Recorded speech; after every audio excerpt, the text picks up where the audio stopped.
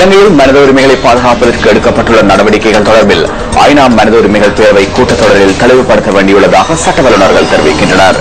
நட்பு நாடுகளின் ஒத்துழைப்புடன் சர்வதேச சமூகத்தை தெளிவுபடுத்துவதன் மூலம் இலங்கைக்கு சாதகமான சூழலை ஏற்படுத்த முடியும் என சிரேஷ்ட சட்டத்தரணி பிரதிபா மகாநாமகேவா கூறியுள்ளார்.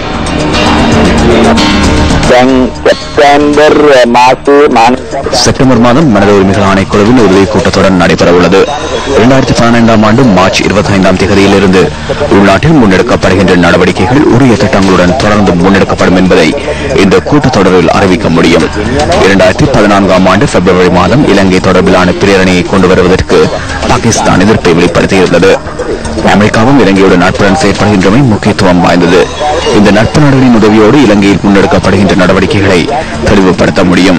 இந்த பிரேரணையை தொடர்ந்து முன்னெடுக்காமல் பாதுகாப்பு பேரவையில் அதனை சமர்ப்பிக்காமல் நிறுத்தி வைக்குமாறும் கோரிக்கை விடுக்க முடியும். மேலும் கால அவகாசம் வழங்கப்படுவதற்கான சாத்தியமில்லை. இதுவரை முன்னெடுக்கப்பட்டுள்ள செயற்பாடுகள் தொடர்பில் மனித உரிமைகள் பேரவையில் உள்ள நாடுகள் மத்தியில் இணக்கப்பாடு ஏற்பட்டால் அது இலங்கைக்கு சாதகமாக அமையும்.